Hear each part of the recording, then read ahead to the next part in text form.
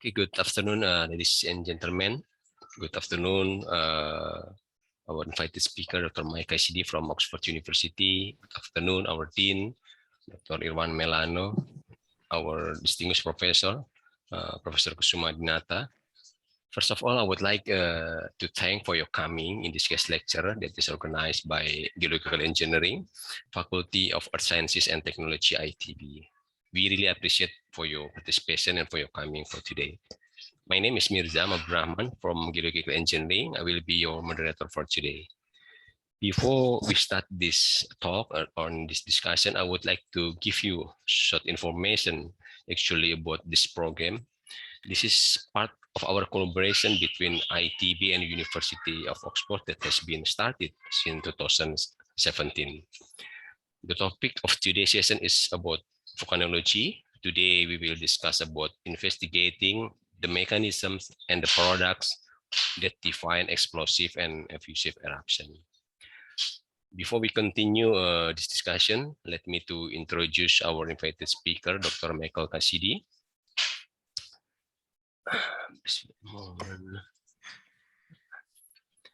Okay, as you can see in this short PPT,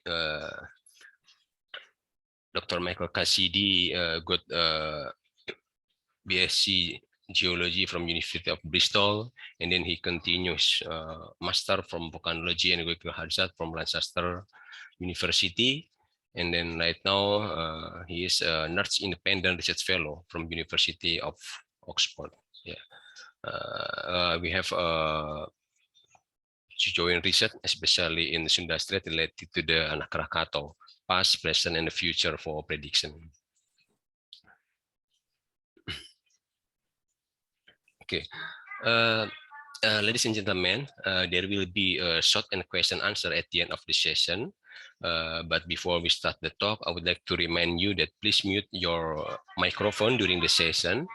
And then for the audience that have any question, you can use chat, and then you can write your question with the following format: name, underscore institution, and then follow with your question. Before we start the presentation from the invited speaker, I would like to welcome Dr. Irwan Melano, the Dean of our faculty, Faculty of Earth Sciences and Technology, ITB, to give the opening speech. Dr. Irwan Melano, please welcome. Thank you, Dr. Mirjam. Good afternoon, everyone. Again, Mike, thank you for accepting our invitations as a guest lectures, and also terima kasih untuk Pak Prof. Kusuma yang telah sangat penuh dedikasi membantu kami di prodi dan fakultas. And also good afternoon to all participants to this Capita Selecta 1. And this is a master degree course. As we understand that the main missions of volcano monitoring is very simple and also very humble to save lives. And this become the volcano monitoring is very important in Indonesia, and also I personally fascinated by the missions of volcano monitoring. And in Indonesia, the volcano monitoring is conducted by Center for Volcanology and Geological Hazard Mitigations. And this year, 2021, it will be 101 years of volcano monitoring in Indonesia. It's almost as old as our university, ITB. ITB is 101 years old, and also the history of volcano monitoring in Indonesia is also 101 years. And I consider myself as a volcanologist partly because actually my first international published paper is about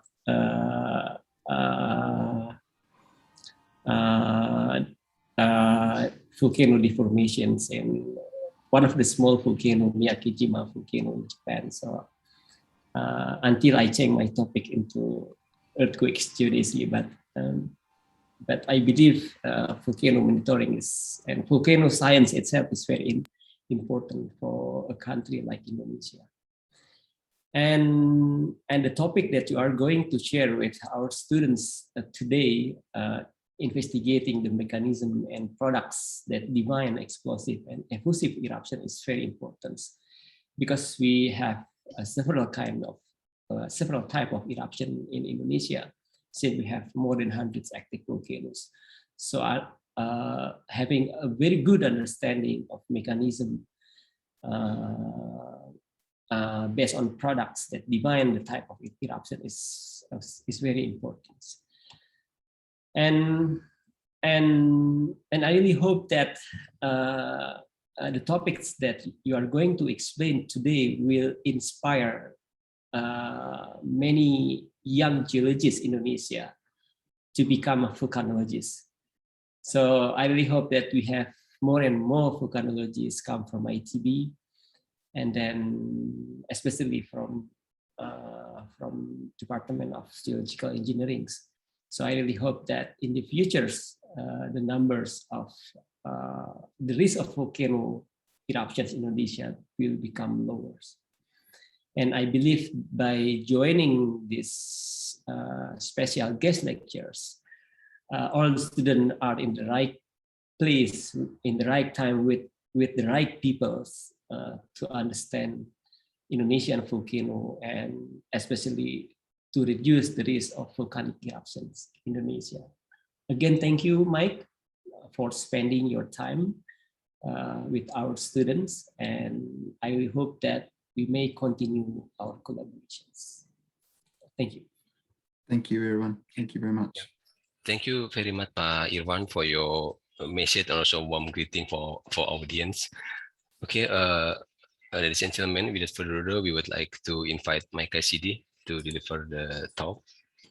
Okay, Mike, time is yours. Okay.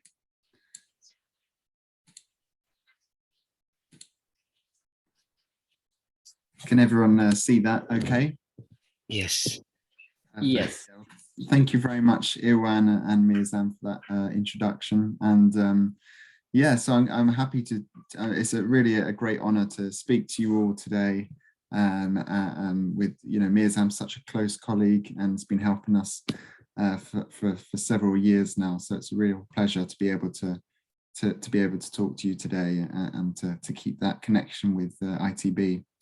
So today I'm going to talk about effusive and explosive eruptions. This is what my research focuses on currently.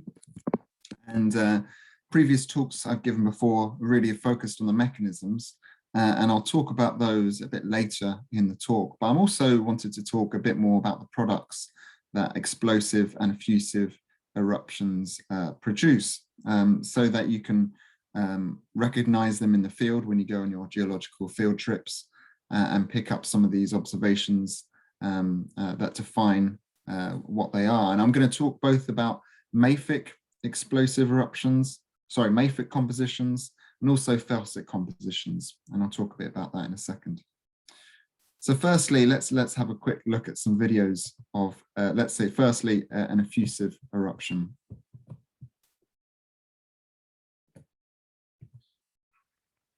So this is an effusive eruption in Hawaii, from Kilauea volcano. You can see it moving right now. It moves very, very slowly. And this is a mafic lava flow that you can see going on here.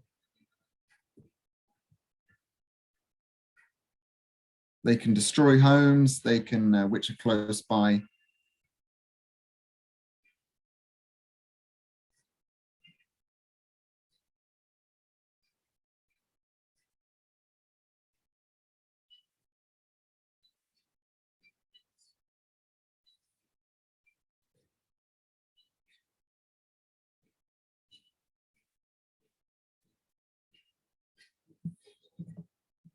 So as you can see from that quite dramatic video, even though these look quite spectacular, often these mafic lava flows, effusive eruptions, generally have a smaller impact, and their impact is closer to the volcano itself. So property that can't be moved out the way may be destroyed, but generally we can remove the chance of people losing their lives.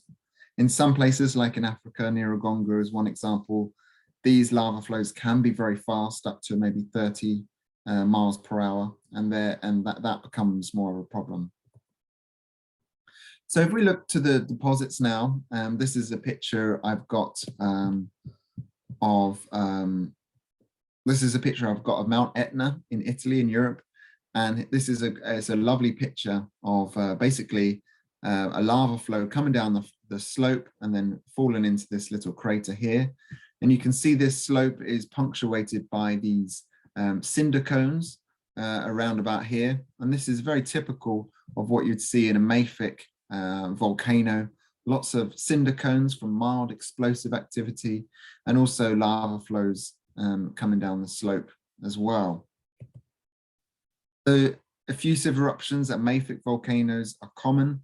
They can travel many kilometers from the vent, and they can continue for many months potentially. Some like at Mount Etna in Italy, what happens is that the lava flow becomes insulated around by a roof and also cooled margins at the side, and these slowly form lava tubes over the course of several months.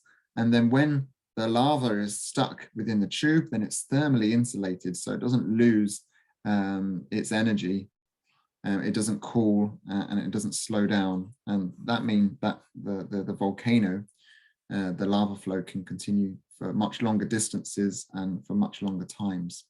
And you can step inside these lava tubes and have a look for yourself as well once the eruption is over. So if we take a cross section through perhaps one of these cinder cones that we see on the slope here, what you can see, and here's Taufig here, I think I saw him in the crowd for scale. And this is what a typical cinder cone might look like if you took a cross section through this. We've got some mild explosive activity from mafic deposits. I'll talk a bit about that in a second, but these are made up of scoria and ash. And then you've got this very thin lava flow here in this instance, and it's got a very dense interior. The bottom can be made up of kind of rock, or the lava, which is broken up into different pieces. And also the top of the lava flow is also what's called auto-brecciated, which means it breaks itself up as it flows along the surface. And if you wanted to see the surface of a lava flow, here's another picture. There's a picture of myself and one of my students, Amber, as we were just on top of a lava flow in 2017, a lava flow that stopped flowing, but it was close to the Anik Krakatoa vent, as you can see there. And as you all know, that Anik Krakatoa vent and much of that volcano slid into the sea in 2018, causing tsunami and also causing more eruptions that went on, more explosive eruptions actually, which I'll talk about in a second.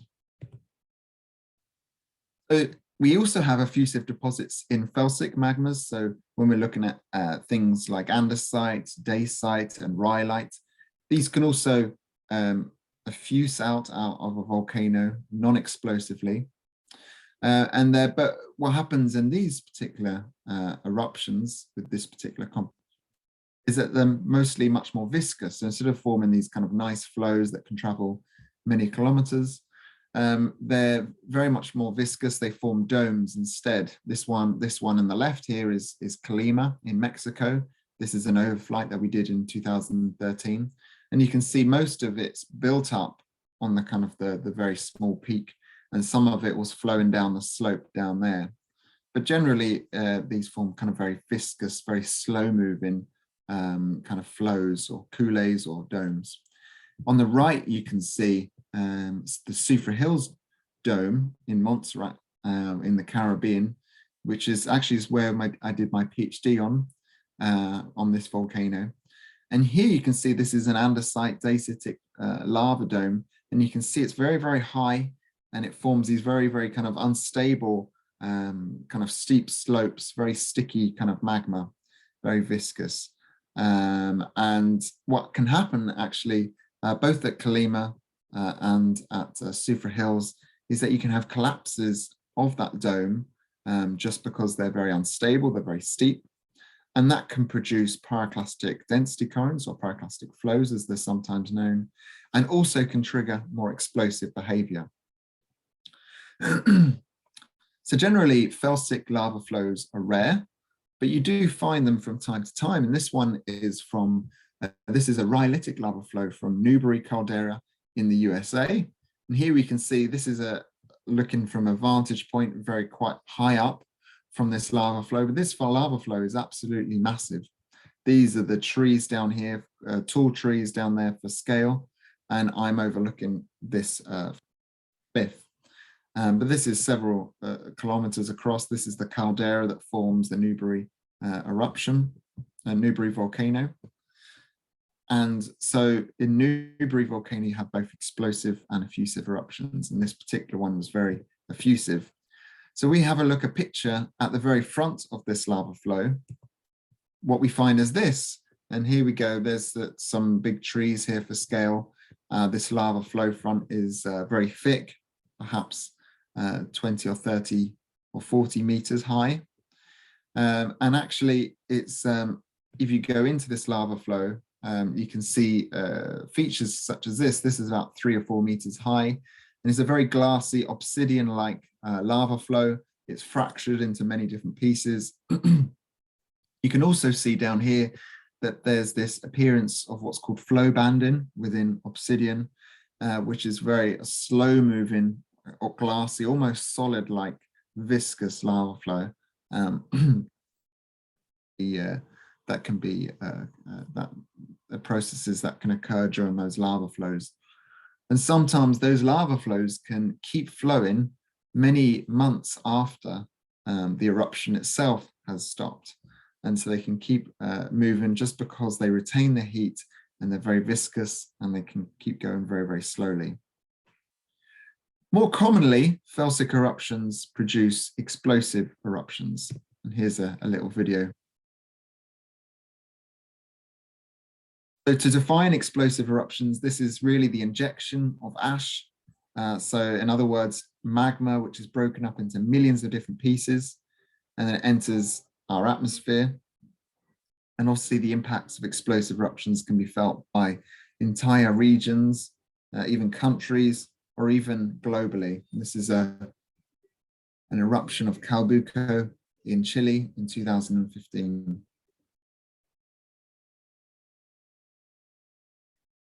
The column heights can reach 30 to 40 kilometers into the sky.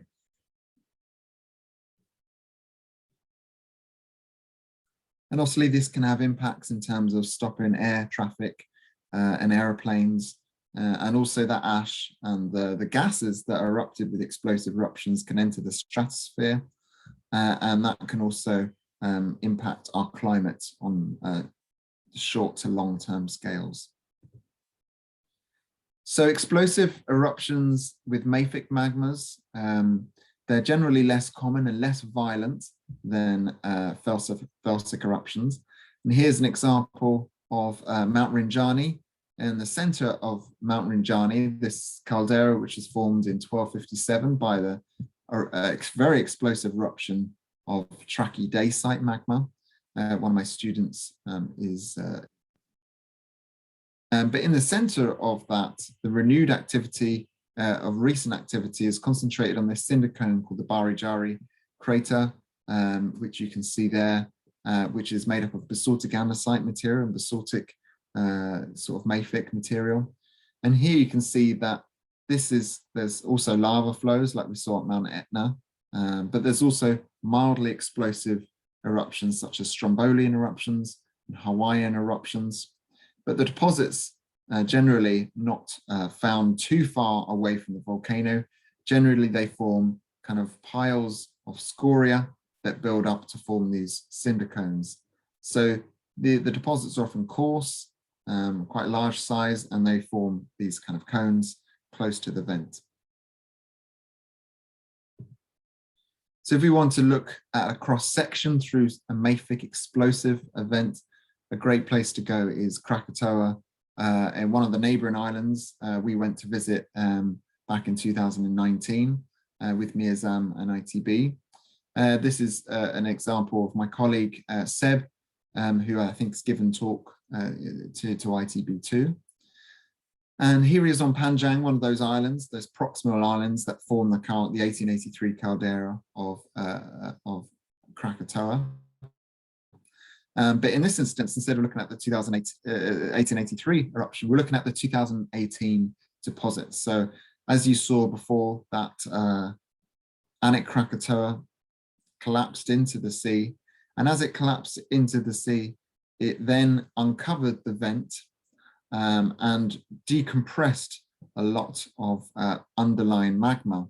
And that enabled it to rise very quickly and to form these explosive eruptions. It interacted with the seawater there, and these produced these very fine kind of deposits that we can see down here. Here's a scale. This is about, what's that, about 1 meter in scale. And this was only from several, maybe 10 days or so of explosive activity, and we're about 5 kilometers away from the source here. So this was actually quite an explosive mafic eruption. So they're often fine material when they occur interacting with the seawater and water sources, because the magma fragments more to form tiny little pieces. But often you can find that these are kind of coarser, more scoriaceous deposits, larger scoria. You can see the hand there for scale. And this is kind of more typical for kind of dry, explosive mafic eruptions. And this is also from Krakatoa, but from an older eruption, even pre-1883. So we also have explosive deposits for felsic magmas. And that's what I'm going to talk about right now. Here's an example of some of us here. There's Edo and Mirzam and others with us and students when in 2019, I think that was. Now the backdrop you can see here is the 1883 deposits formed by that really massive eruption in Krakatoa in 1883. And what's defined here, if you can have a look at some of these layers, these coarse pumice layers here, this is what we'd call a pumice fallout or an ash fallout deposit. And they're defined because they're very well sorted, and that they're sorted by the wind and the power of the plume. So that means all the grains are very similar in size. The grains are generally angular, and such as pumice, and that's because they haven't had to interact with each other too much. Whereas in a flow, in a pyroclastic flow, which I'll talk about in a second, they bump into each other and they knock pieces off from each other, and they become much more rounded. These are what's called class supported, so there's very little fine material in here. It's just coarse material and supported by the class itself. And generally they drape topography. So in valleys and stuff like that, they'll be the same thickness as they are on the flats. And here's an example from Chile to describe that. It's a perfect example. This was, I was out here in 2018. In the Andes, this is a volcano called Quizapu, which is in South Chile. And this is an example where you can see we're standing right now on those fallout deposits, which are very, again, pumice rich. They're very well sorted again. And what I mean by draped topography is these, as you can see here, they kind of form this kind of a very thin layer, which is very similar on the slopes than it is on the flats. For pyroclastic flow deposits, they would normally fill this valley here. So that's how they're different in some ways. I talked about pyroclastic flow deposits, what's also known as pyroclastic density currents. And here's me describing this to Taufig back in 2017 as a photo I found when I was looking for different photos. And what I was describing really is that there's two different end members to pyroclastic density currents. You can have both the very concentrated end members, where they're concentrated in clasts, lots of pumice, lots of lithic material, And these are sometimes called pyroclastic flow deposits, or even ignimbrites if they contain pumice. Now these are very dense moving. They're not able to surmount the topography normally. They normally flow within valleys and they fill up the topography.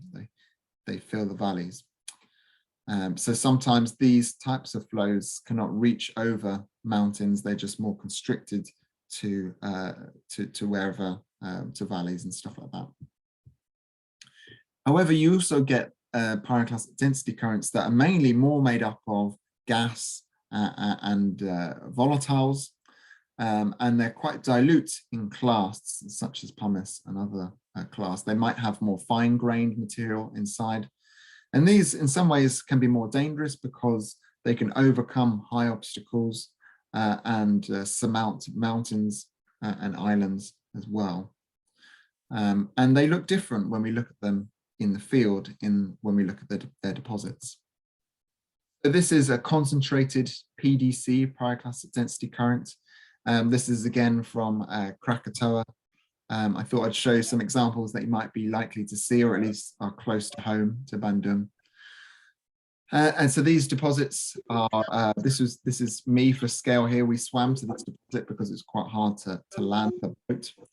These are generally very poorly sorted. You've got a large range of grain sizes, from quite big pumice here, maybe the size of your hand, to tiny bits of ash, to lots of different types of rocks. This is a lithic rock, lots of different densities, and they flow en masse often, and they form these kind of big, very big deposits which have little structure in themselves. And this is what's called matrix supported, because there's a large degree of fine material that's holding the deposit together, instead of the opposite, which we saw for the fallout deposits, which are well sorted and class supported. And these generally fill topography. So this is from Sertung, which is very close to the source of what we think the 1883 deposits were, maybe a few kilometers away. And here you can see what I'm looking up at is this very large glassy lava flow, essentially. But it's not a lava flow, it's probably from a cooled, something that's been cooled in the dike, very shallow to the vent, and then it's been erupted because the eruption was so violent, it's been erupted and flung out of the volcano at high speeds. So this is a very large clast, as you can see, and that just gives you an idea of how energetic these eruptions are. And if we want to look at the surface, that was a cross section through one of these concentrated pyroclastic density currents. But if we want to have a look at the surface of these flows, then we can go back to Chile and look to see after the 1932 eruption. It's a completely desert. It's a desert where we were in Chile, absolutely no rain. That means that the eruption from 1932 is very well preserved. Even these flows of pyroclastic density currents that flow down the slopes. So this is what it looks like on the surface, and in cross section it looks like these deposits here. So if you go to a recent pyroclastic flow deposit, perhaps in Merapi or Singabang, I guess is another example, you might see these types of deposits. So I also talked about these more dilute deposits, and these look quite different in the field. This is an example from Tenerife, which is just off the coast of Africa. It's a volcano which and these are part of the Canary Islands. And what's happened here is that these deposits have interacted with water, phreatomagmatic. So the magma came out, it reacted with water and produced these more dilute pyroclastic density currents. And these are sometimes called surge deposits. So they're also poorly sorted. You can see a large degree of grain sizes.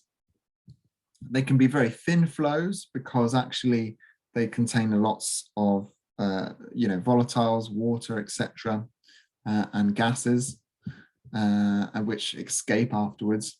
They can be often very fine grain, especially if they're interacting with water, with phreatomagmatic eruption. And there's a lot more structure and bedding to these particular deposits, such as low-angled cross-bedding or stratification. As you can see here, there's lots of erosional features and lots of cross-cutting kind of features as well.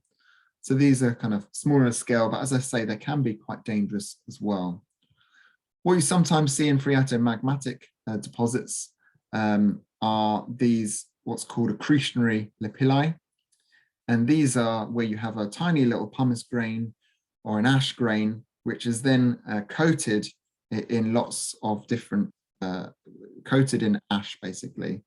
And they get rolled around within the plume as it rises, and they gradually get coated by successive layers of ash. And these form these nice kind of little balls, which we call accretionary lapilli. So those would be about the size of a pea, probably about that size.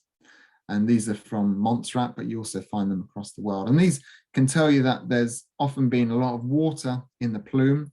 It might suggest that they're phreatomagmatic eruptions, or sometimes there's just lots of water in the atmosphere at the time of the eruption, and that can produce these type of deposits. Now I'm going to talk about the mechanisms. I talked first about the deposits from eruptions, and I'm now going to talk about the mechanisms. And this is some of the research I'm doing at the moment. And what I'm really trying to do is trying to understand how we can best forecast explosive and effusive eruptions. But to do that, we first need to understand how they form and what are the processes that occur. So volcanologists use a bunch of different methods to kind of monitor volcanoes, from using seismicity to seeing how the volcanoes can swell and inflate or deflate from space, or with our ground instruments like tilt meters. Then we can also measure the gases that come out of the volcano, like this one.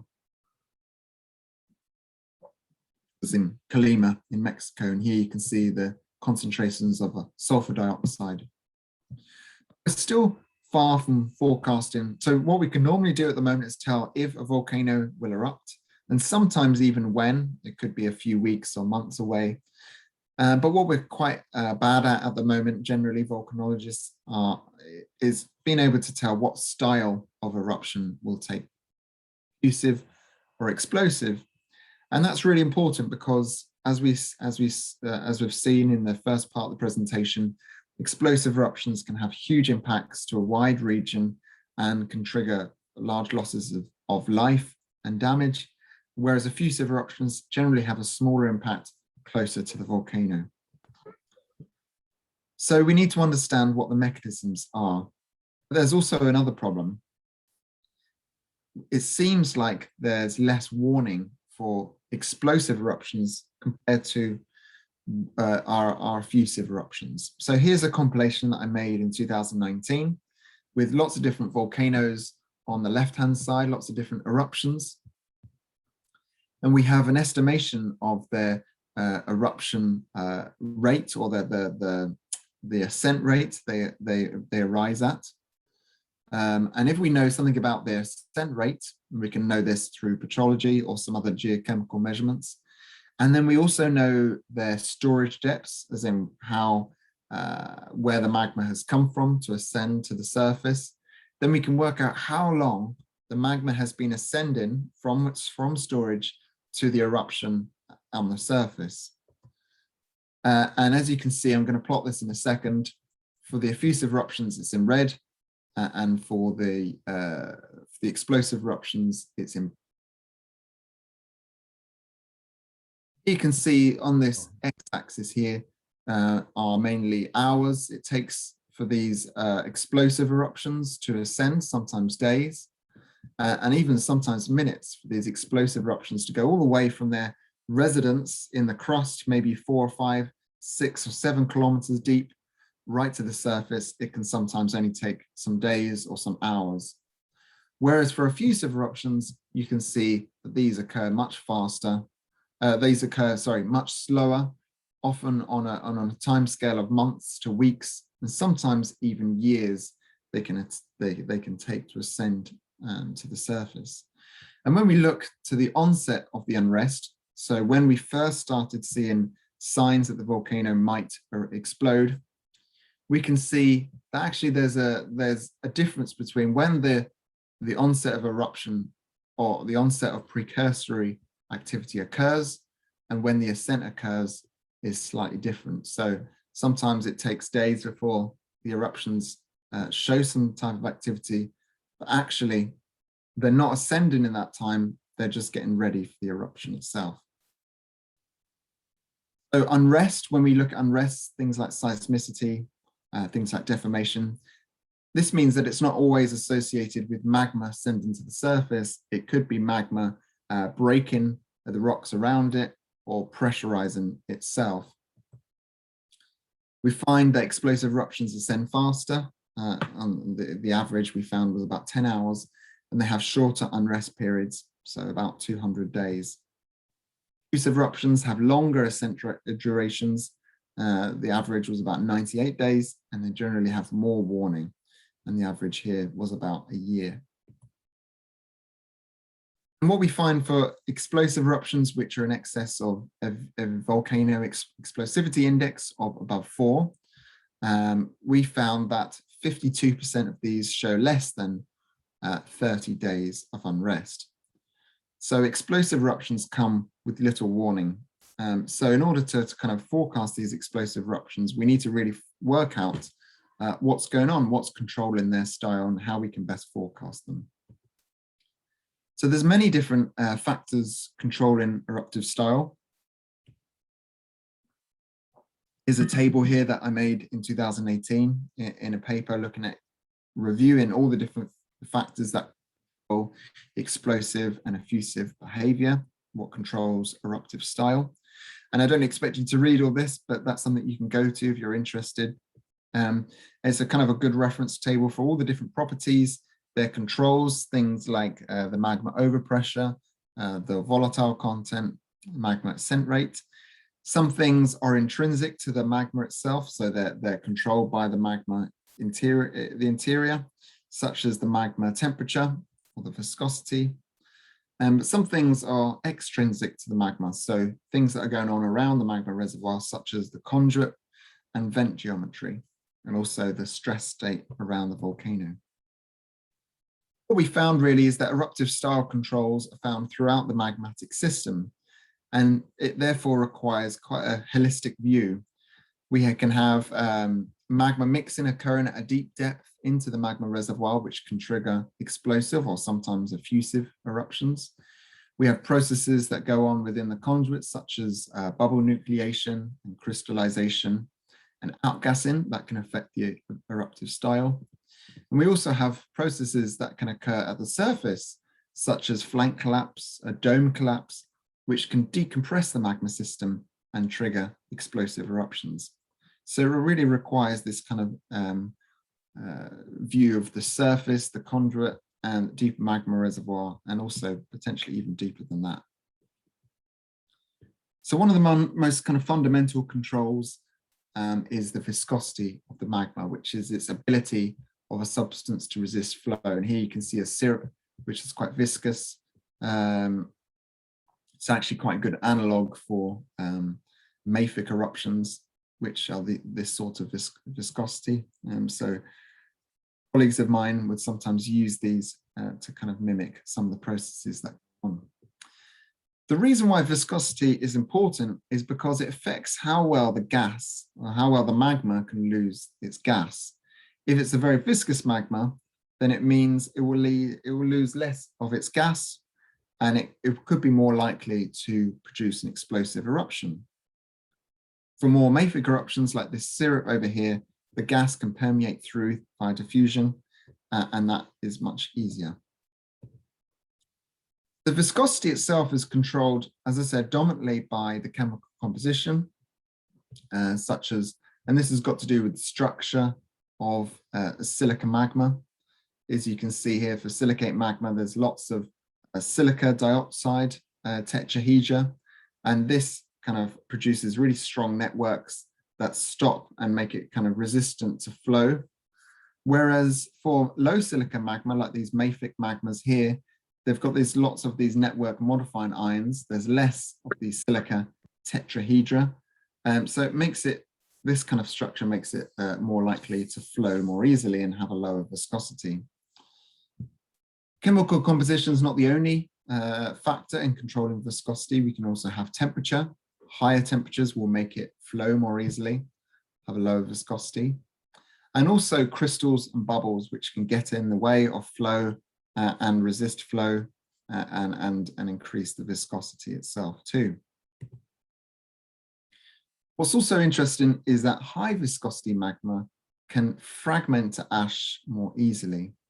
And this is a graph that is very familiar to material scientists, actually, because they look at this quite a lot, especially material scientists who are looking at kind of making glass.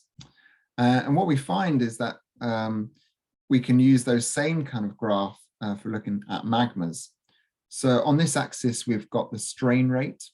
So this is essentially how fast you can stretch the magma, how fast you can ascend the magma. If it's poured in different parts in different ways, then that's quite a fast strain rate. If it's flowing more slowly like this, then the strain rate is quite slow. And this is the viscosity. So from low viscosity like mafic magmas to high viscosity. And what we can see is that in order to break the magma, you need to pass this what's called the glass transition, where you start to form the fragmentation and therefore ash in explosive eruptions. Now, this is much harder to do if you're at a low viscosity like mafic magmas. You'd have to have a really fast strain rate or fast ascent rate to do this. Whereas for explosive eruptions, whereas for high viscosity eruptions, such as Felsic eruptions, you only need to stretch the magma at relatively slower strain rates to produce ash and produce this glass transition. What we find in nature, though, is something different as well, because we can have the same magma composition, such as rhyolite, the same amount of dissolved gases, but we can have different eruptive styles. And you saw that example of a lava flow that I showed you of Newberry volcano in the USA, which can form these big lava flows, but can also form these really explosive caldera forming eruptions. So what might explain this? So the biggest control we think of eruptive style is the ascent rate. So here are a bunch of different volcanoes on the x-axis. There's Sakurajima here, Santo Ogito, Pinatubo, and they're found with their different ascent rates at different viscosities. So basaltic andesite over here to rhyolite over here. And over here you can see on this y-axis is the ascent rates from low to fast ascent. And what we find is that explosive eruptions, which are the black symbols, these are generally found at faster ascent rates relative to the effusive eruptions, which are in red, which are found at slower ascent rates. So ascent rate seems to be one of the most dominant factors which control the explosivity of eruption. And here you can see that the division between explosive and effusive eruptions is not very clear, actually. It goes up and down.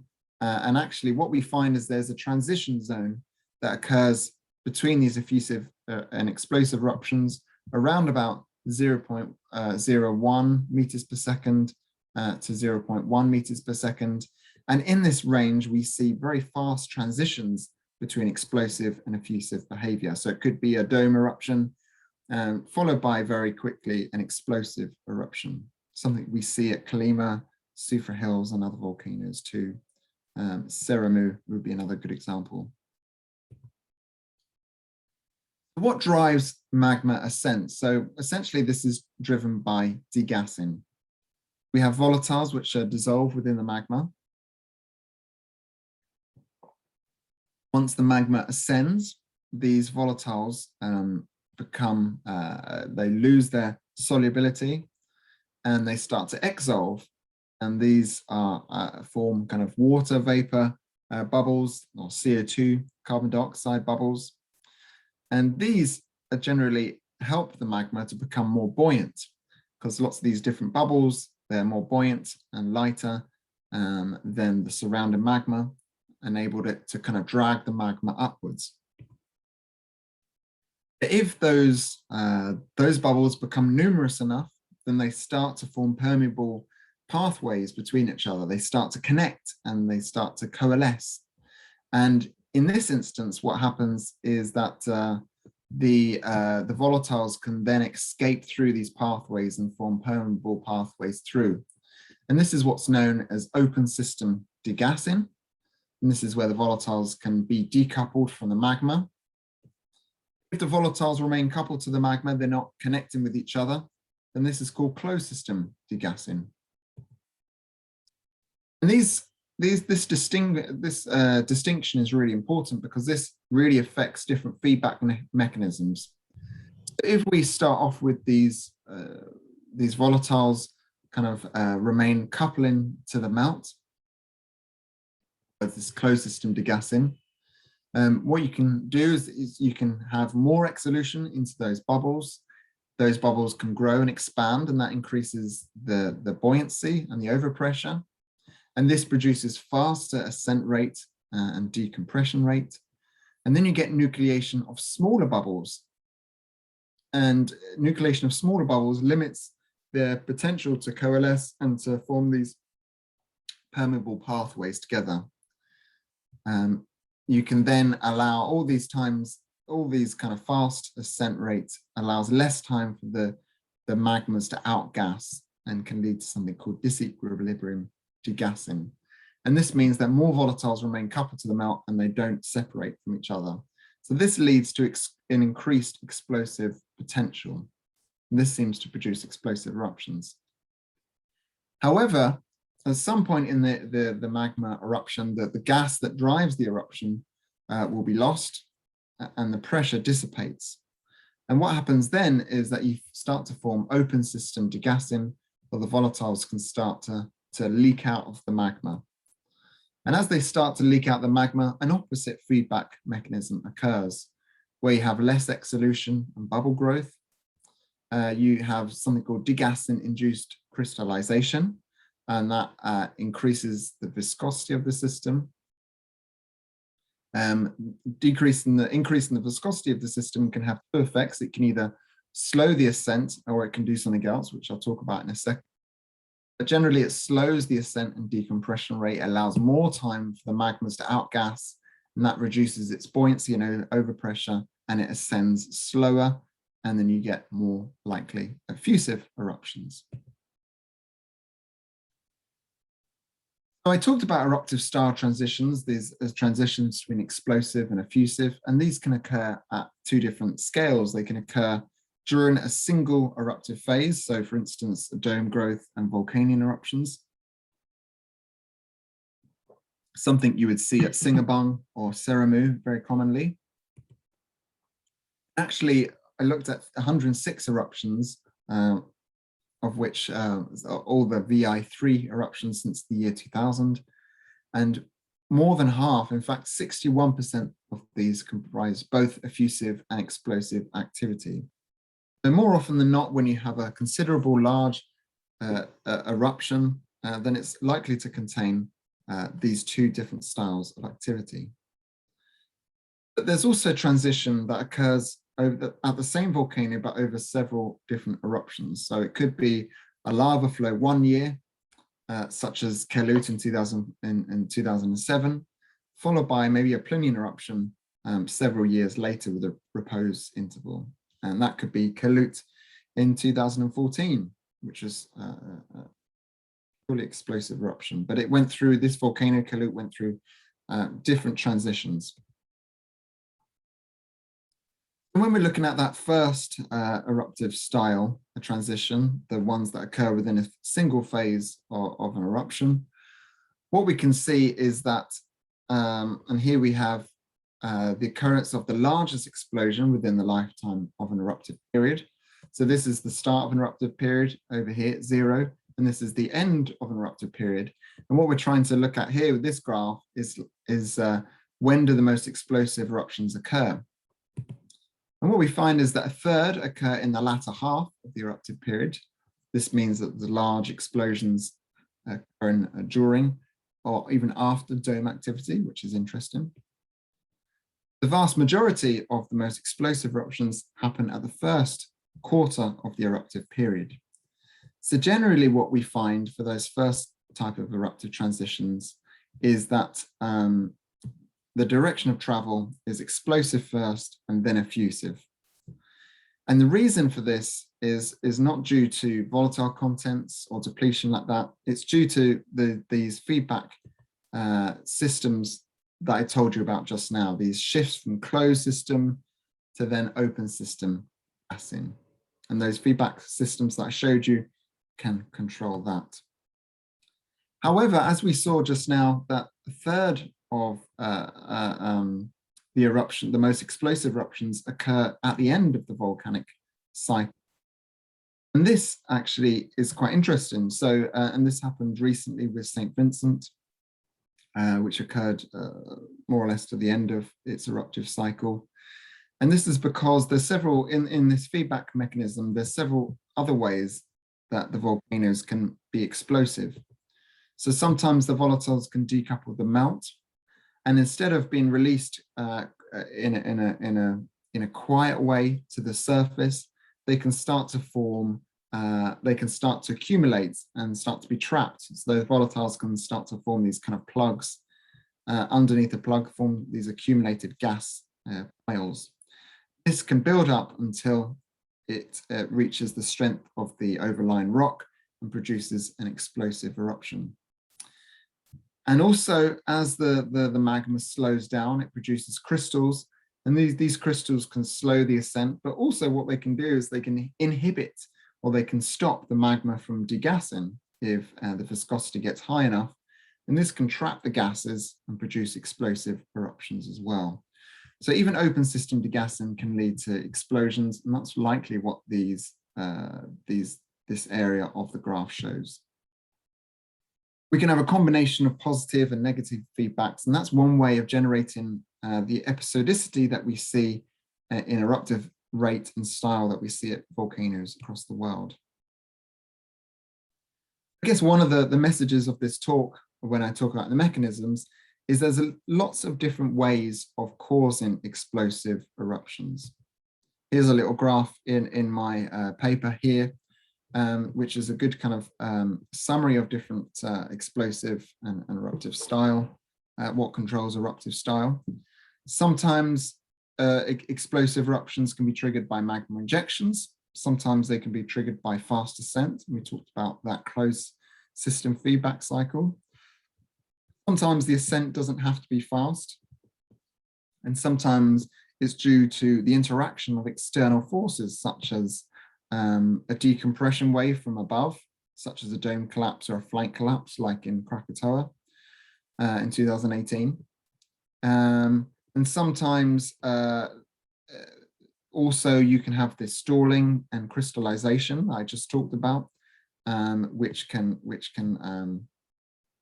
trap the gases and cause an explosive eruption. And sometimes you can have no magma injection trigger and form these explosive eruptions too. So really the way I like to look at it now, because I've talked about lots of different factors that control the eruptive style, what I wanted to do is to boil it down really to two different factors. And those are outgassing efficiency and ascent rate. So ascent rate really is one of the strongest controls on eruptive style. And here we can see that generally at fast ascent rates, you have more explosive eruptions, and these can be produced in different ways, these pink boxes, which I'll talk about in a second. But generally the explosive regime in this corner is formed by fast ascent rates and low amounts of outgassing of the magma. Whereas effusive eruptions are generally found at slower ascent rates with higher amounts of outgassing efficiency. So here you can see andesitic lava flows or mafic lava flows up here. These will generally have a higher outgassing efficiency because andesitic lava flows are more or are less viscous generally than rhyolitic lava flows, which generally find it harder for the gases to be removed from the magma because they're high viscosity. Is a little path that I'm going to show from the magma storage. This is A. So this is where it starts off when it's being stored in a magma. It hasn't moved. It's at 0 ascent rate. It starts to ascend quite fast along this closed system degassing route. Then it will generally decrease in its outgassing efficiency and increase its ascent rate until it produces a Clinian eruption. So something like Krakatoa in 1883. And once it loses its gases, then those can start to form close open system feedbacks, and that can start to go into kind of maybe more effusive eruptions as well as its outgassing efficiency increases. There's also that case that I talked to you about that you have open system degassing, so the magma is ascending up through the conduit, but generally it slows down, allows more gases to be released. But then if you have large amounts of crystallization, this can increase the viscosity and limit its outgassing, so it can send it down on in this part of the graph and produce an explosive eruption. So this is an example of a Soufriere Hills in Montserrat example. And then it can ascend again and form these cyclicity where it loses gases, it forms crystals, and then it traps its gases. So it can go through those different cycles like that. And that's why you have these kind of complex systems where you have dome eruptions and explosive eruptions that occur almost simultaneously. Sometimes you have magmas which are much more easily able to outgas, so they start higher at this part of the graph. These could be lower viscosity magmas like Mafic eruptions. But if those gases become trapped at the surface by a plug, then this can limit the amount of outgassing that can occur, and these can trigger explosive eruptions like we see it.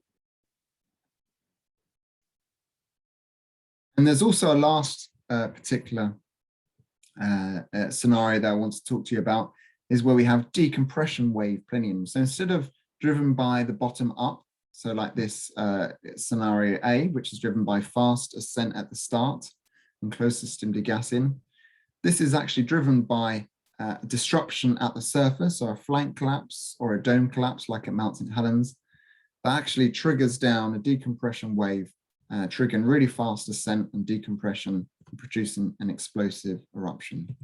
And this is an example, a good example of this is the Krakatoa 2018-2019 eruption. Here, this was a drone image taken by ITB students when we went out there with them in 2019. So some of the future work that I've only got a few slides left, and so I'm going to wrap up soon. So I just wanted to talk to you about some of the future work I think needs to be done to understand what controls eruptive style. As I said in that last graph, it's very much dominated by outgassing efficiency and ascent rate. What we really need to know is what triggers those open system degassing and closed system degassing regimes. And so I propose kind of two hypotheses. It could be that outgassing prior to ascent, such as changes in viscosity or volatile segregation, could affect the ascent rate. Or it could be the other way around, that initial ascent rate driven by magma overpressure or decompression could affect the outgassing. So there's two ways that could occur, and it definitely determines if you end up in a closed system degassing feedback loop or an open system feedback loop. And this is what I'm trying to figure out in my research, trying to understand how to forecast flow or blow or explosive or effusive eruptions. We need to understand what's going on within the magma reservoir to trigger these different feedback mechanisms. And to do this, I use experiments and analytical studies. This is looking at crystals and looking at the zoning of particular, this is a plagioclase crystal. So you can look at the history. These are like tree rings where the plagioclase and the crystals generally tell you a story about early magma And then at the very rim, they tell you about the later stages of the magma just before the eruption. So this can tell you a bit about the history, like a tree ring, tell you about the history of eruptions and tell you what processes might have occurred, such as degassing or increase in viscosity or injection of new magma. And we can do experiments like these ones that I have in Oxford to kind of really emulate or replicate the conditions that occur within a magma reservoir. We can send these to 1,000 degrees or 900 degrees, and also pressures that are similar to 4 kilometers, 5 kilometers, 6 kilometers underneath. We basically try to combine these experiments and understand what conditions occurred before the eruptions and combine these with monitoring data, such as degassing or the depth of deformation or seismicity, and that can help us better forecast explosive or effusive eruptions. So just to sum up, different mechanisms can lead to explosive or effusive behavior, and these can have a range of different products when we go to see them in the field. And these differ for Felsic and Mafic eruptions. Generally, more Felsic eruptions are more explosive, and generally Mafic eruptions are more effusive. But as you can see there's exceptions to those too. Transitions occur in different scales, and they can be driven by changes in open and closed system degassing and the feedback loops that involve those two most important factors, which are ascent rate and outgassing efficiency. I would say that explosive Plinian eruptions like at Krakatoa and maybe Rinjani in 1257, those are potentially the least well understood. And we need to kind of look into poorly constrained factors that control whether we have open system or closed system degassing. So things like what the magma is doing just before it erupts in the magma reservoir, how it overpressurizes, and also the volatile behavior and the outgassing. Very much. Okay, thank you very much, Mike, for your talk. Very nice and very interesting topic when we discuss about effusive and explosive eruption, and also the trigger for both mechanism. I think before we continue with the discussion, I would like to share a video related to our program in our department. Is it okay, Mike? Yes, of course. Yeah. Just wait.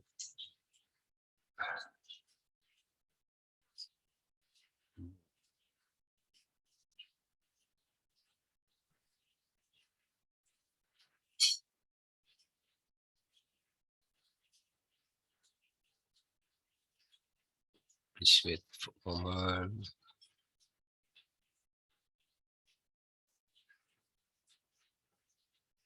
Sorry. Okay.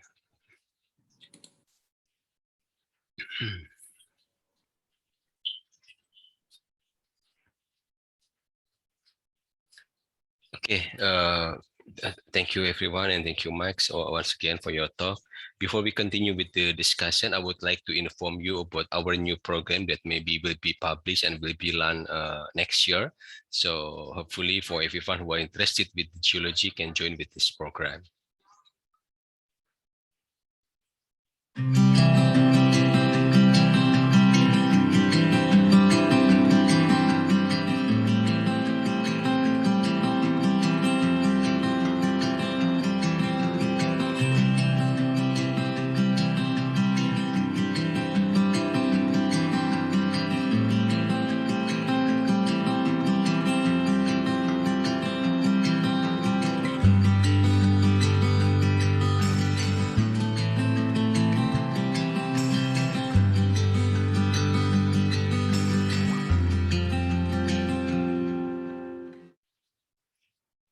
Okay, thank you very much for watching. So now we are going to the discussion session. Please, for the students, is there any question? Pak Kusuma, maybe any suggestion or comment, Pak Kusuma?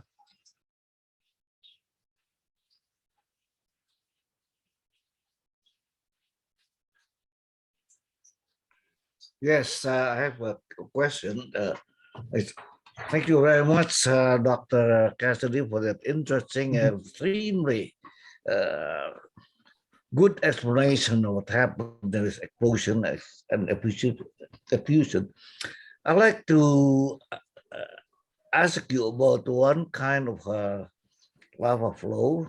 That's the obsidian. You know, I've been always, I don't know, obsidian is rather not common. Not a common volcanic rock, but here in Bandung we have obsidian occurrences, and I don't know where to fit it. Could you explain where the obsidian fits in your effusivity and productivity of your volcanism? Yeah, no, thank you very much for your nice comments. Yeah, so obsidian is a funny one as well. It's it generally you can find it in effusive eruptions, so of very felsic materials, so sort of dacite but mostly rye-like material, and it's devoid of kind of these big phenocrysts generally, and generally the obsidians are formed from degassed magma. So if you have a pumice from say a rhyolitic magma, such as similar to Krakatoa in 1883, if you put that in a microwave, or you put that in a furnace, let's say, don't put it in the microwave. If you put it in the furnace, then and you let that pumice release all of its gases, then it will form, and then you take it out quickly, it will form a glass, and that will be obsidian. So it's really interesting. It can go from that very fluffy white, very vesicular material to actually this black, very dense glassy material.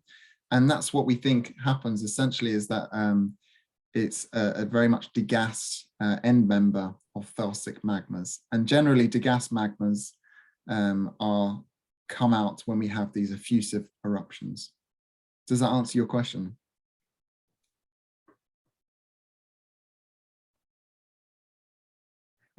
Well, I'm just wondering, what does it signify? You know, if you have an obsidian, it is not actually common. You know, we have obsidian of lava, was that ashes, volcanic breccia, absolutely, and then we have obsidian, and very rare. So it signifies something. What happened? Yeah, no, I think you're right. I think it is a rare event, and I think that the reason Internet connection is not, it's poor here. Oh, that's okay. Yeah, so the obsidian is rare because generally in felsic magmas, it's much harder for the gases to be released and for those magmas to degas. So generally in those felsic rhyolitic magmas, they more likely form pumice or ash. But for some reason, sometimes the gas is able to completely remove itself from the magma in obsidian magmas, and then it can form, they can form as obsidian without any gas. Some people think that obsidian is formed as well by explosive eruptions. Internet connection poor. Oh, is it a poor connection? Oh, sorry about that.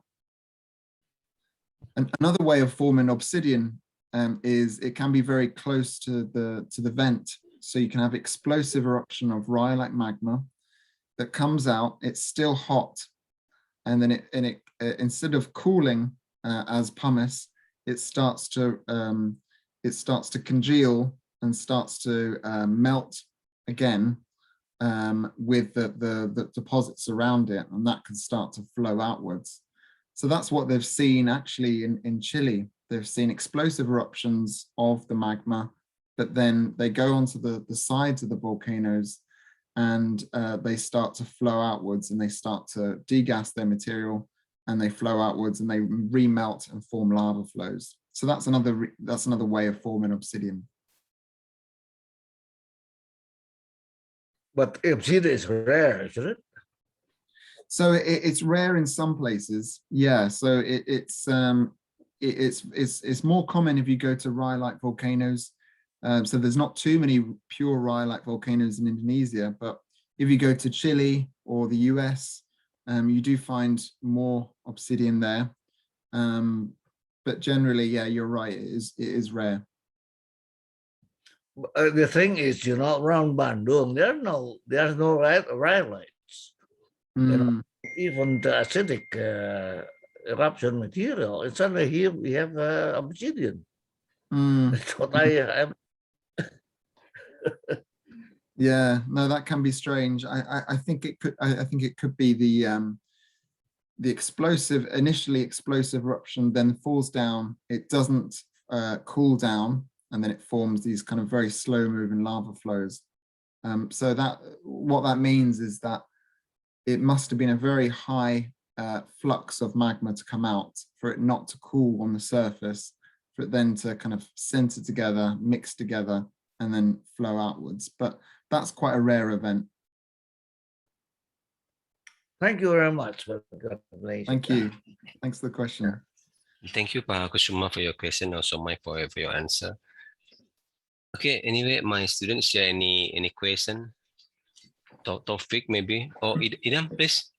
Do you have any question for Mike? Okay, thank you. Hello, Mike.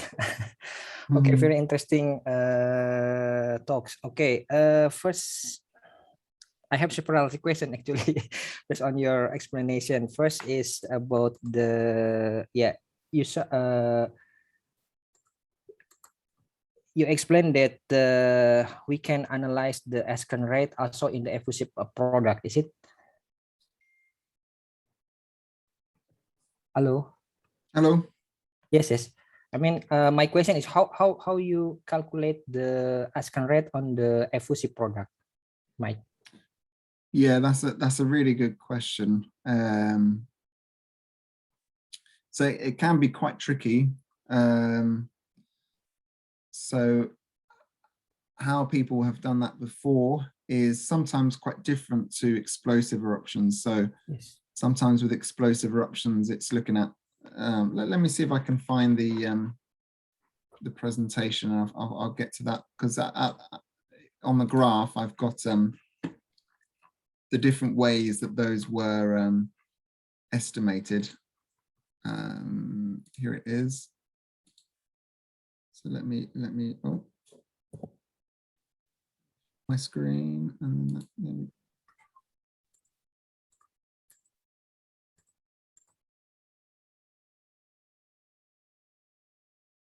so you can form sort of these effusive eruptions, the ascent rates from, so these crosses are from monitoring data. So sometimes they can track the path of magma as it goes up either via seismicity. Sometimes they're generated by the rims of hornblende. So these triangles. So in the Super Hills volcanoes, they found that hornblende, which is generally unstable at lower pressures. So the faster it ascends, the less the rims of the hornblende will be, the less the hornblende will be broken down. But if they ascend very, very slowly, then the rim of the hornblende crystal will start to break down. And the thicker the rim gives you an indication of how fast they ascend. So there's some papers on that. I can send you those. Also diffusion, so some diffusion calculations of crystal rims to tell you how fast, for instance, water has diffused out of those, and that will determine ascent rate. I think some have been found from microlite number densities, which you know about. Yeah, and some from experiments as well. So we can decompress magmas at different speeds in the lab, and then match that to the compositions that we see and the features that we see at the surface. So those are the different ways, really. But you can't use bubble number densities like for explosive eruptions, because those bubbles for effusive eruptions will start to coalesce and they won't be reliable for that. Okay. I mean, in the lava itself, which part that representative of the conduit condition? I mean, which part of the lava for taking the sample? Part of the lava. It's a good question. I'm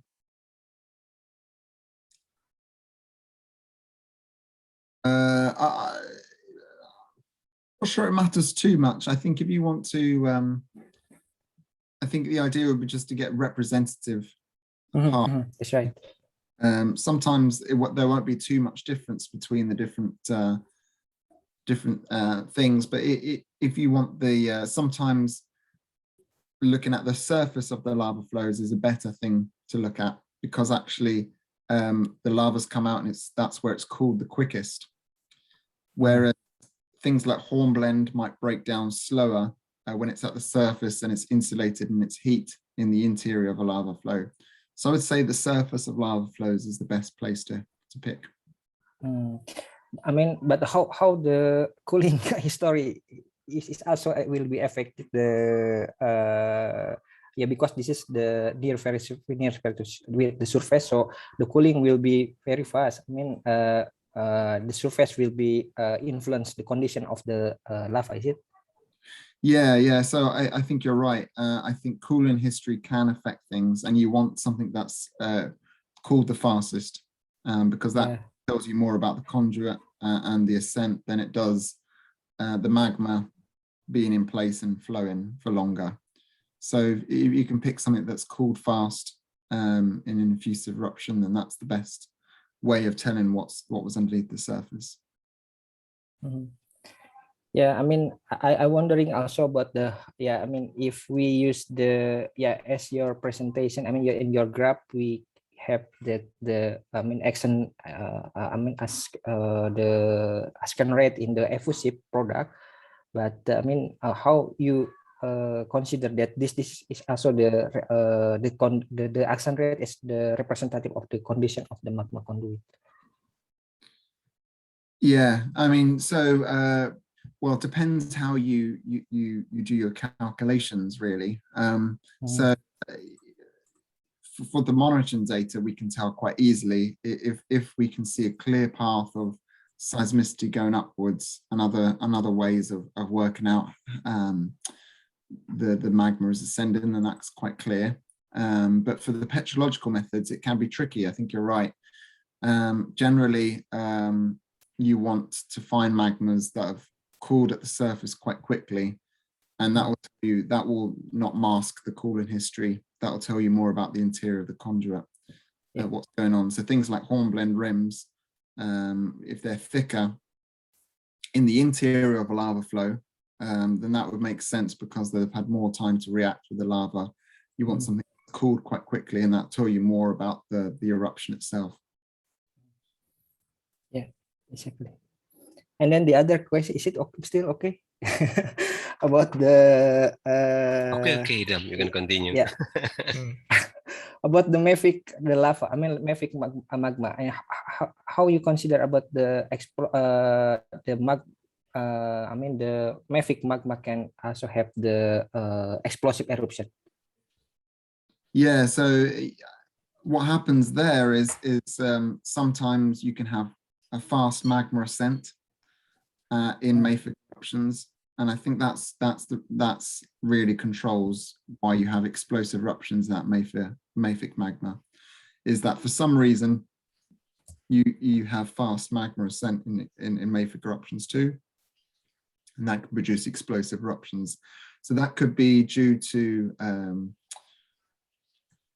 high crystal nature of those Mafic eruptions. Sometimes they can form lots of crystals, they can trap the volatiles, and that can increase the likelihood of an explosive eruption. Or it could be lots of overpressure from below, influx of magma or volatiles that can really increase the magma ascent really fast. And when you increase the magma ascent really fast, then you have less time for those volatiles to outgas from the system. So even though the volatiles can more easily outgas than, say, felsic magmas because of the high viscosity of felsic magmas, if the magma is moving really, really fast up through the conduit, then it doesn't have any time to lose those gases and can produce an explosive eruption. So the control is the crystallization, yeah? Well, that's one control. I think there's several, but I think one control is crystallization. Another control is so there's three, I would say. One control is high crystallization. One control is the gases being removed and being trapped underneath a plug at the surface. And so they can form a plug which is really at high pressure. The gas can't be released. And then the third one is that there's just a really fast ascent rate or decompression rate. And that could be driven by either like in Anak Krakatoa, the decompression really suddenly by a flank collapse. It causes the whole system to ascend really fast. Or it could be high overpressure from below, which can trigger really fast ascent. Okay. Okay, thank you, Mike. Thank you, Adam. Yeah. Okay, thank you, Idam, and also thank you, Mike, for your answer. Firman, I'm sure that you have a question for Mike, but before that, let me to read the question in chat, Mike, from Effie. Effie, actually, she is my student now. She study in Kyushu. No, she is to belong to Atsushi laboratory. Okay, great. Hi. Would you ask directly, maybe, Effie, or maybe? Okay, I will read her question in chat. Oh, is it okay if I read or ask directly? Yes, okay, directly, please. Okay, thank you for this opportunity. Yeah. So, hi, Mike. I hope you well then.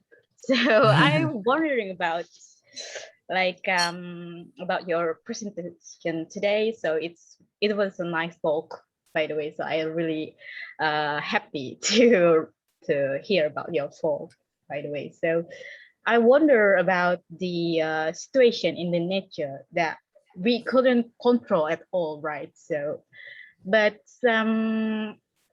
in this case, I would like to ask about the decompression rate system. So I found that in my case, I mean, I now study about the caldera in Japan. So it has some eruption styles changing, and I have read about many publications. Then they said about, yeah, it's really a decompression rate. So it really depends on so it will be affect the eruption style change or something like that. So in my case, the interesting point is throughout the eruption style change, I mean, it's not, there are not such distinct decompression rates. I mean, for example, I found on the Plinian phase, the compression rates about 1 megapascal per second. No, 1 until 2 megapascal per second as well. And then throughout the eruption style change into PDC, so the amount of the compression rate, it's not so distinct. I mean, I hope it's so. No. I'm not hoping any case, but why it's not such a having different decompression rates? So I, in simple way, if it has distinct decompression rate value, so maybe I will, yeah, we can consider around this value, or this is for Plinian eruption or PDC eruption or something like this. So I wonder for your opinion about this. So yeah, I see what you're saying. So you're saying that sometimes the decompression rate is, and those are really high decompression rates. Sometimes it produces big plumes and sometimes it produces PDCs. Is that what you're saying? Yeah. Yeah. So one of the thoughts could be is that we see the same thing happening in Krakatoa and Rinjani. I saw Begra on the call earlier. He was with us to Rinjani. But one of the things that we see often with caldera eruptions is that generally the first bits of the eruption are fast ascent rates and produce kind of very large explosive eruptions that, you know, produce these big pumice fallout deposits. And then afterwards, it goes towards more pyroclastic density currents. That's often what happens.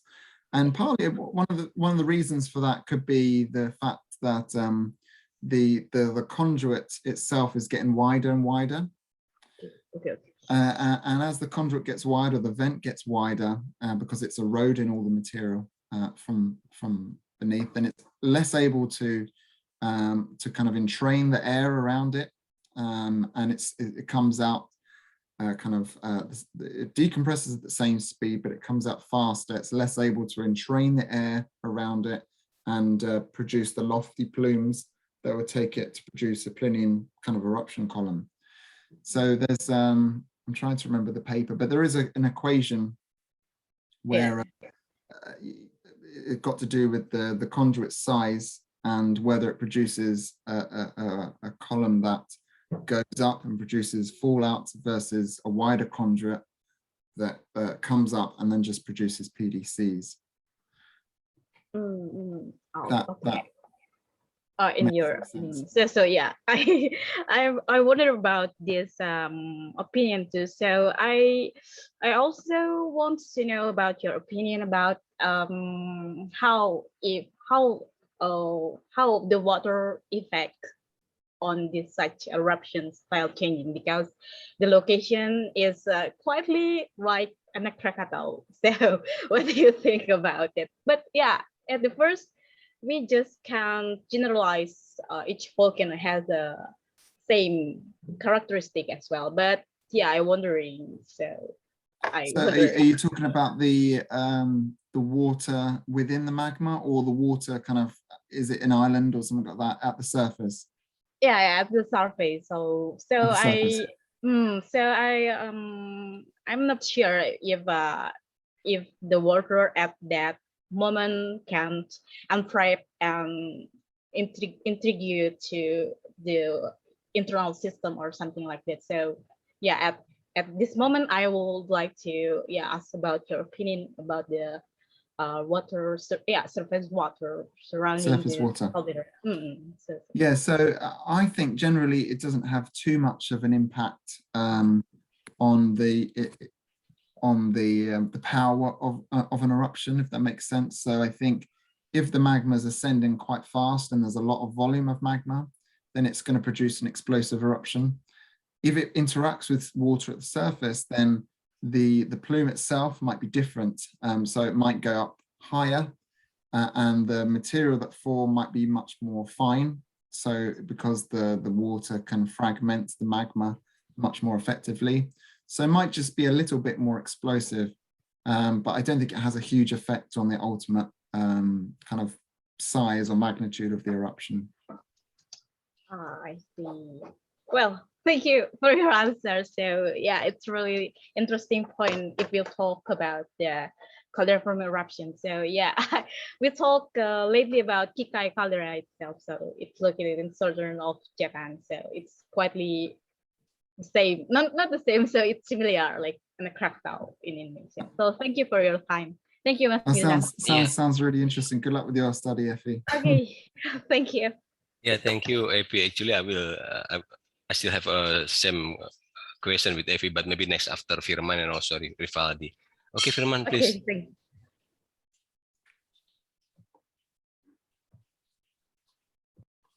Sorry, Firman, we cannot hear your voice.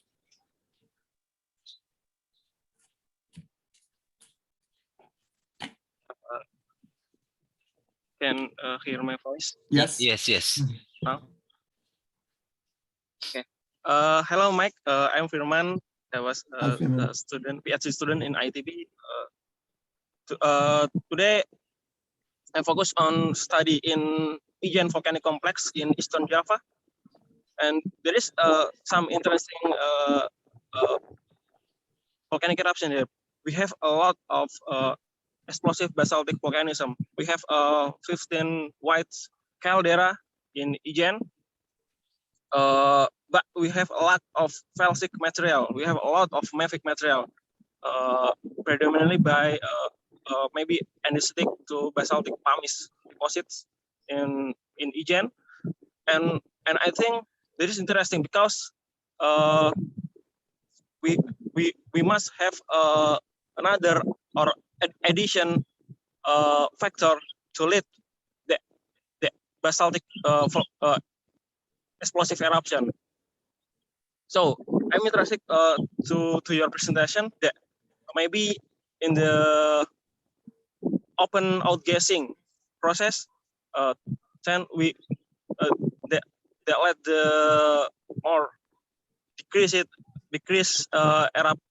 eruptive eruption. But I think if we have another addition of the gas to the magma, as let's say from the water of or another material, I have an idea that this is also can occur the explosive eruption.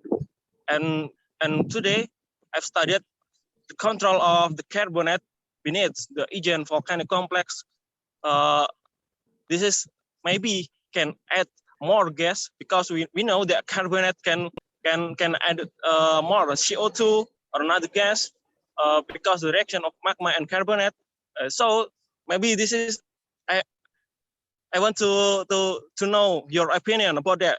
If we have another gas addition to the magma in the basalt decomposition, it is possible if we have a large eruption that occur in IJN in caldera forming eruption. Thanks for the time, Max.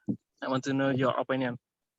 Thanks, Furman. Yeah, no, good question. Yeah, no, that sounds really interesting. So there's, you're right, there's certain volcanoes that have around the geology of around the volcanoes, they're filled with kind of carbonate rocks, chalk or limestone.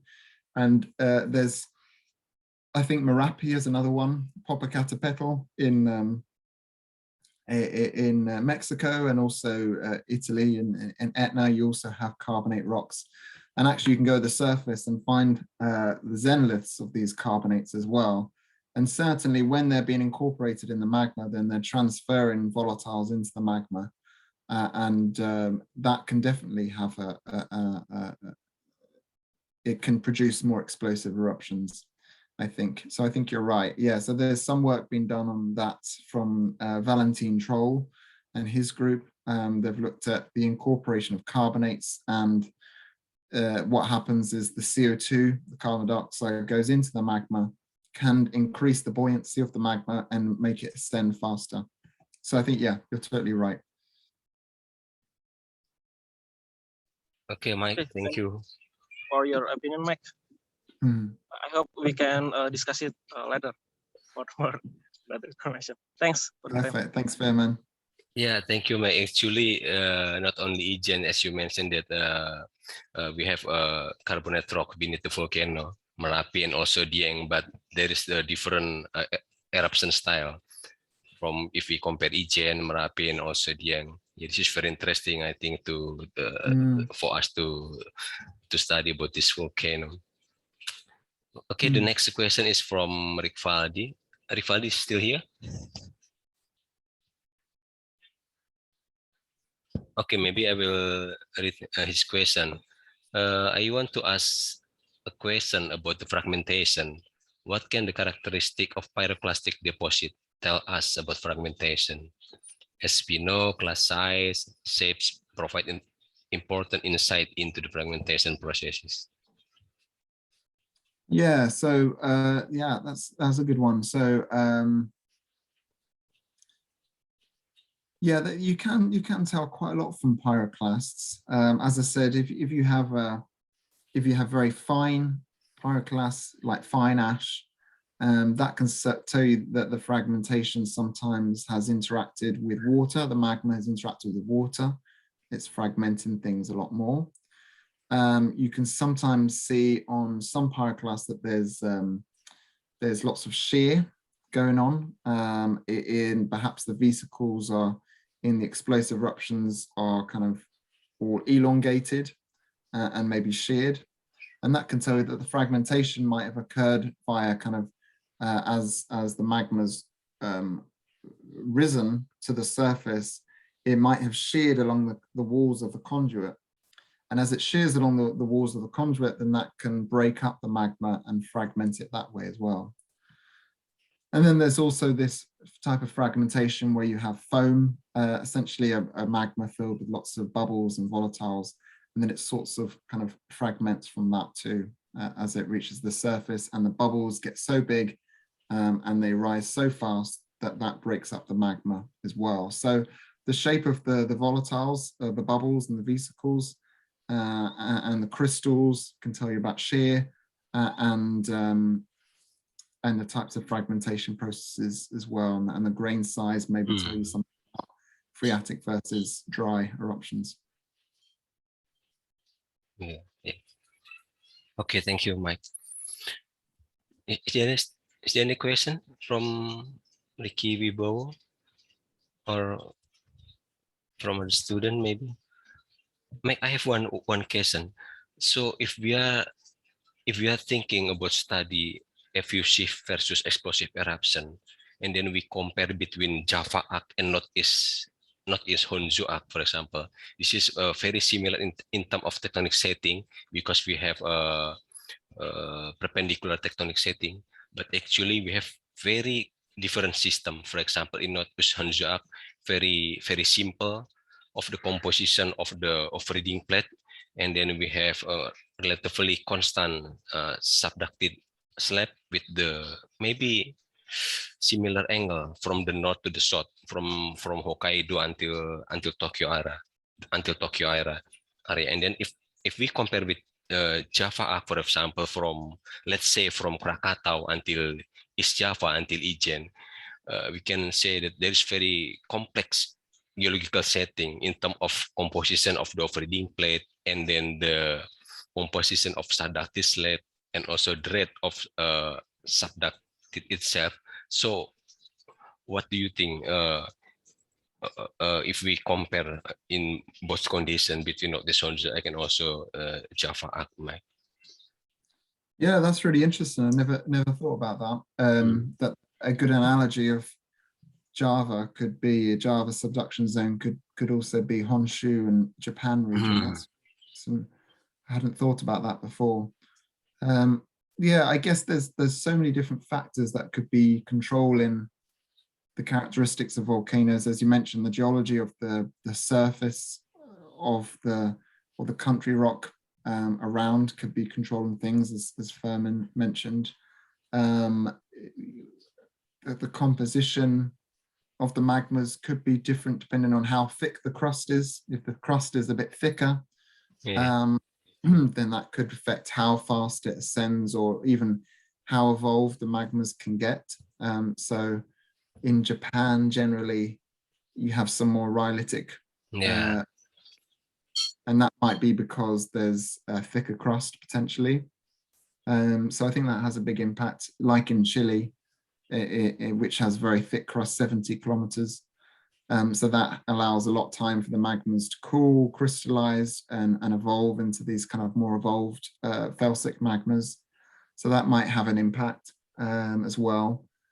And then it's also the subducting slab could carry with it either underneath Java or underneath Honshu. That could be carrying different volatiles with it.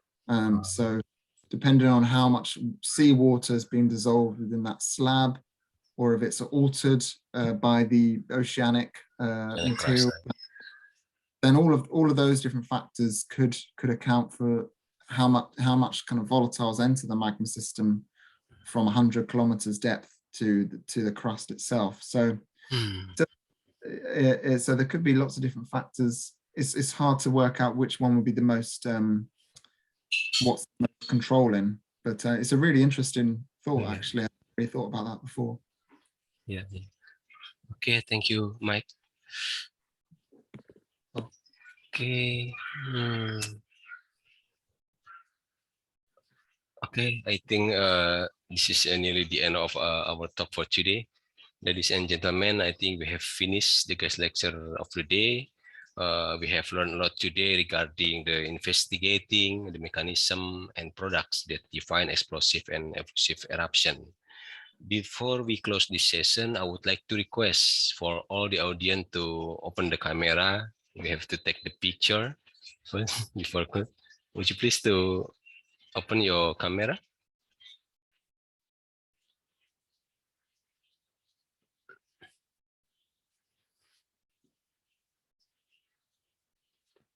Okay, I will take a picture for page 1 first. For your information, Mike, that actually not only student, but also my colleague from many universities in Indonesia. So hopefully we can continue this collaboration. We can enlarge collaboration not only with ITB, but also with many university in Indonesia. Yeah, very welcome for my colleague from other university. Second pages. 1, 2. 1, 2. Okay, thank you very much. Okay, before we close this session, I would like to inform you that next week we will have another interesting guest lecture from our colleague Sebastian Watts from University of Birmingham. And then please check the date through our official Instagram of Faculty of Sciences and Technology. Pak Kusuma, do you have any closing remark for our today guest lecture maybe? Oh, not really, but I think it has been a very, very interesting talk. And I think I really enjoyed myself. My background is not volcanology, and I'm probably an older generation of geologists interested in everything. But I think this is quite a talk, and I enjoy it very much. Thank you very much. Thank you very, very much, Kusuma. Yeah, thank you very much, Pak Kusuma. Okay, once again, thank you very much. Thank you, Dr. Michael Cassidy. Thank you, everyone, and see you next week. Stay healthy and have a good day for everyone. Thank you very much.